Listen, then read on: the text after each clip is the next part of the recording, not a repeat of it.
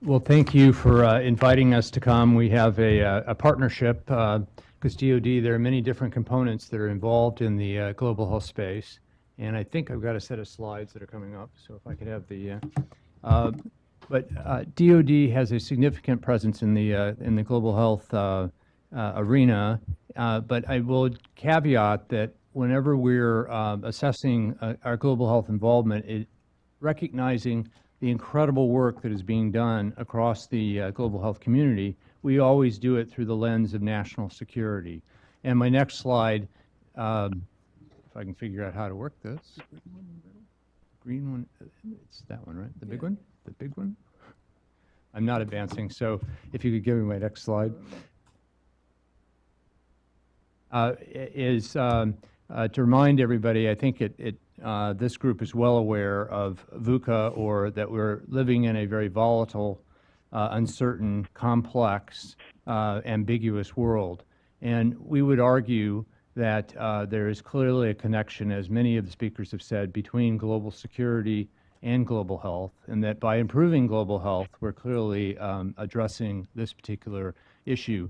And DoD has been on sort of a journey on this to recognize that global health and its importance. And I think, using infectious disease as an example, it started with the HIV/AIDS epidemic, and seeing the instability that was occurring within the African continent, that actually the PEPFAR program came out of, and then we have a sister program called DHAP, the Defense HIV/AIDS Prevention Program, because the militaries are obviously a critical component of that. And then, using the infectious disease theme, clearly we've seen SARS, and then MERS-CoV, and then Ebola, one of our first responses, specifically fighting an infectious disease rather than other kinds of conflicts. And this has clearly been recognized by one of the governing documents for national security. I just took one of the excerpts out of the National Security Strategy. But within DoD, we have really three major focus areas. Clearly, global health is a critical component of stability. This would be during conflict or post-conflict, where there's the need to either rebuild or build capabilities, recognizing that global health has a positive effect on social well-being with improving sanitation, clean water, also obviously on governance, because of that sacred relationship between the populace and the leadership to be able to provide services such as health.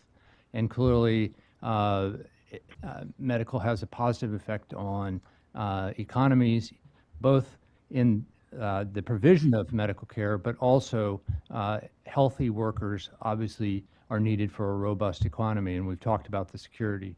And then most of our efforts are in cooperation and capacity building and building partnerships. And partnerships are incredibly important to the Department of Defense, and global health is one of the tools that we use. And the next slide is a distribution of our combatant commands, and this is looking at one particular budget line that we have in global health, which is called ODACA, which is the Overseas Humanitarian Disaster and Civic Aid, which has its own set of rules and restrictions associated with it. But you can see about 30% of the investment that's being done in cooperative, our theater security cooperation, is health-related, recognizing its importance.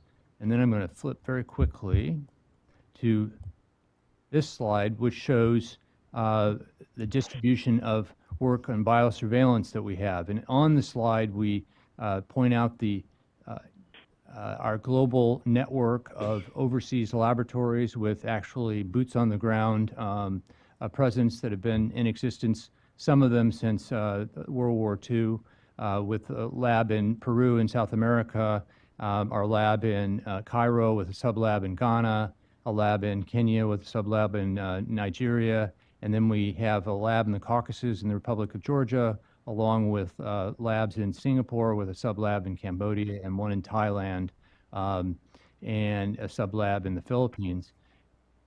We also make an investment of about $50 million in our Global Emergent Surveillance and Response Network, or GEIS, which enhances that biosurveillance. And just as an example, for influenza, a large proportion of the influenza samples that CDC and World Health Organization use to determine the seasonal influenza makeup of that vaccine come from that network. And now, can I go back? Yeah, there we are. All right. And so for DoD, these are the four major components. And we're clearly involved and have been involved in this space for a very long time because we have to forward project forces. And so we have to be able to do force health protection. There's a clear need to understand what the issues are going forward. So the biosurveillance that we talked about, but we also have a substantial research and development, so others are going to talk about that a bit, investment and in both detecting, being able, looking at prophylactics, and also in vaccines that are a substantial part of our force health protection. And then on the bubble to the right is humanitarian assistance and disaster response. We are clearly, in most of our global health efforts, supporting, and in this area, clearly supporting and usually supporting the Office of Foreign Disaster Assistance with USAID. And we really only get called when we can provide a capability that no one else can, or it's such a large event that it actually requires the Department of Defense assets. And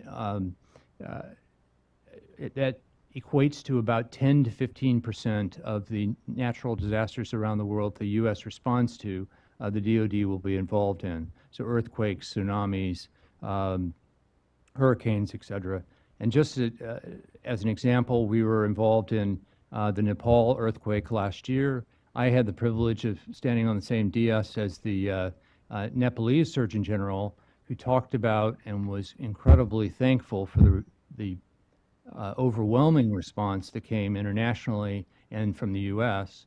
But I think one of the salient points he made was the fact that that response would not have been nearly as effective if it hadn't have been for the relationships that had been built with a number of the interagencies, specifically for us with PACOM over the last 7 to 8 years prior to that earthquake, doing the disaster preparedness, exercising that exact scenario so that they could know where to have the response, et cetera, come to support that. And so then that plays into the bubble on the left, which is building partnership capacity and interoperability, which is the main focus of our theater security cooperation plans, and a significant piece of our global health engagement. So now I'm going to pass it over to my colleagues. I don't know if Chris is next, Dr. Hassel, or Dr. Galloway.